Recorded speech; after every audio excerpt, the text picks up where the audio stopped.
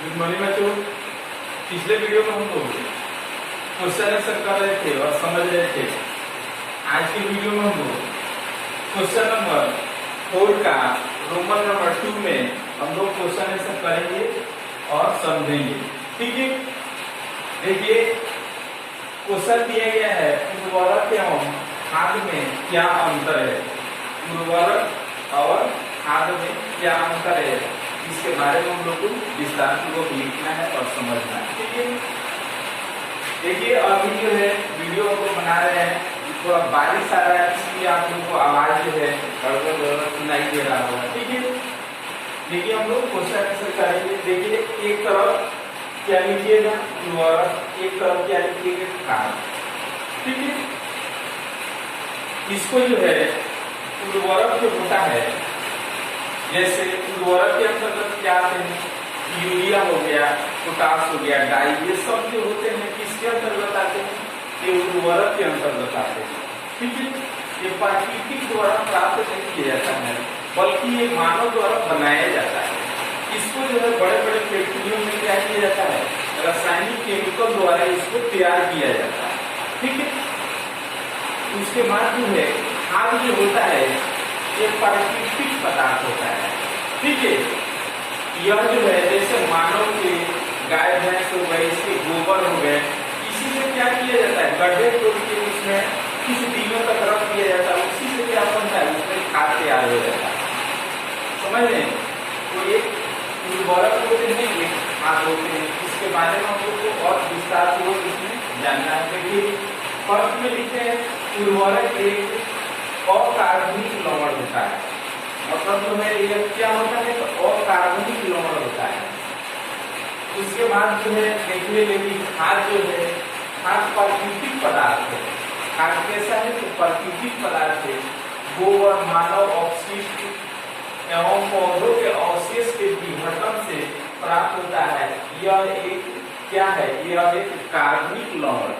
ठीक है, आपसे पूछा जाए कि खाद एक कार्बनिक लवण है कि अकार्बनिक है, क्या चीज बताइएगा, यह एक कार्बनिक लवण है। यह मानव के अवशिष्ट से या गाय भैंस के गोबर से उसको क्या किया जाता है, उसको खाद बनाया जाता है। ठीक है, उसके बाद जो है दूसरा पॉइंट, उर्वरक का उत्पादन फैक्ट्रियों में होता है। अभी बताया कि उर्वरक जो होता है इसका उत्पादन जो होता है बड़े बड़े फैक्ट्रियों में किया जाता है।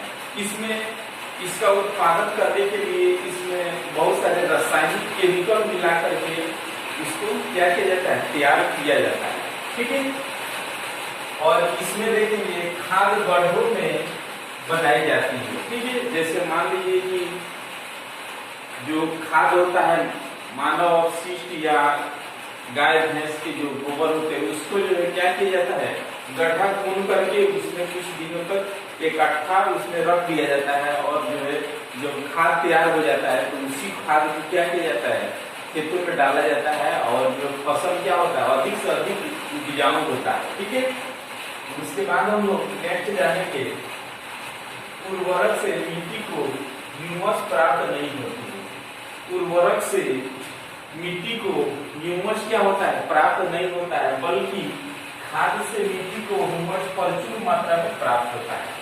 ठीक है, आपसे बोला जाए कि जो है इसमें से सबसे ज्यादा जो है अच्छा कौन से खाद है, तो आप क्या बताइएगा, सबसे अच्छा समझिए तो ये खाद वाला है, लेकिन उर्वरक वाला क्या है, उर्वरक वाला बिल्कुल हानि है। ठीक है, खाद वाला यौगिक सामग्री ये सब क्या है, बिल्कुल अच्छा सामग्री। उसके बाद नेक्स्ट दिया गया है उर्वरक में पादप पोषक जैसे नाइट्रोजन, फास्फोरस तथा पोटेशियम होती है। इसका जो है उर्वरक जो बनाया जाता है, देखिए नाइट्रोजन, फास्फोरस, पोटेशियम ये सब रासायनिक पदार्थ डाल करके क्या किया जाता है, इसको तैयार किया जाता है। लेकिन जो है खाद में देखिए, खाद में पादप पोषक की मात्रा कम होती है। पादप क्या होता है, कीड़ पौधे पोषक की मात्रा कम होती है, लेकिन मिट्टी की उर्वरकता बनी रहती है। मिट्टी की जो खाद डालते हैं तो मिट्टी की उर्वरकता यह क्या बनी ये क्या होती है, बिल्कुल बनी रहती है, उर्वरकता जो है इसका समाप्त नहीं होता है, ठीक है। लेकिन इसका है कि एक बार डाल दीजिए तो फिर जो दोबारा उसमें फसल रोपिएगा तो दोबारा मात्रा में भी क्या करना पड़ेगा, इसको जो है उर्वरक को अधिक से अधिक डालना पड़ेगा। लेकिन खाद जो है एक बार किसी खेत में डाल दीजिए तो उसका प्रभाव जो है अगले सालों तक भी उसका प्रभाव बना रहता है, ठीक है। तो ये चीज हम लोग जान लीजिए, उर्वरक एवं खाद में अंतर, ठीक है। इसका क्वेश्चन दिया गया है, जैविक खाद से क्या लाभ है, ठीक है। जैविक खाद से क्या क्या लाभ होता है इसके बारे में हम लोग को जानकारी करना है और लिखना है, ठीक है।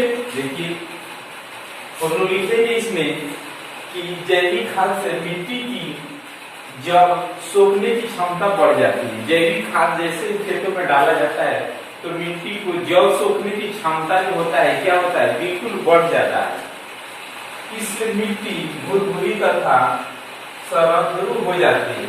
मिट्टी जो है इससे क्या हो जाता है, मिट्टी जो है मुलायम हो जाता है। संतुलित का मतलब क्या होता है, भुरभुरी एवं मुलायम हो जाता है, ठीक है।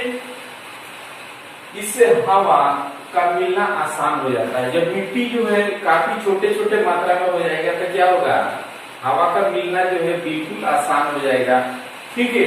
और जीवाणु की वृद्धि होती है इसमें जो है, जैसे जैविक खाद में क्या होते हैं, इसमें जीवाणु को क्या होता है, ये सब वृद्धि होता है और वृद्धि के चलते जो है इसमें फसल का उत्पादन जो होते हैं अधिक से अधिक होते हैं, ठीक है।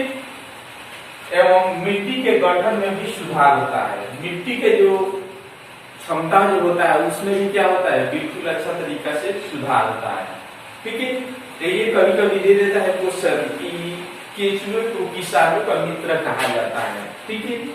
केचुए को किसानों का मित्र कहा जाता है। जो केचुए होते हैं वे क्या करते हैं, जिस मिट्टी जिस खेत में रहते हैं उसमें जो है उसके कुछ फसल जो है खाते हैं और उसका अपशिष्ट जो होता है मलमूत्र, वो अपशिष्ट उसको क्या करते हैं उसी में त्यागते हैं, वही जो उसी से क्या बनता है, बिल्कुल उपजाऊ बनता है, ठीक है। तो क्वेश्चन नंबर इसका हम लोग आंसर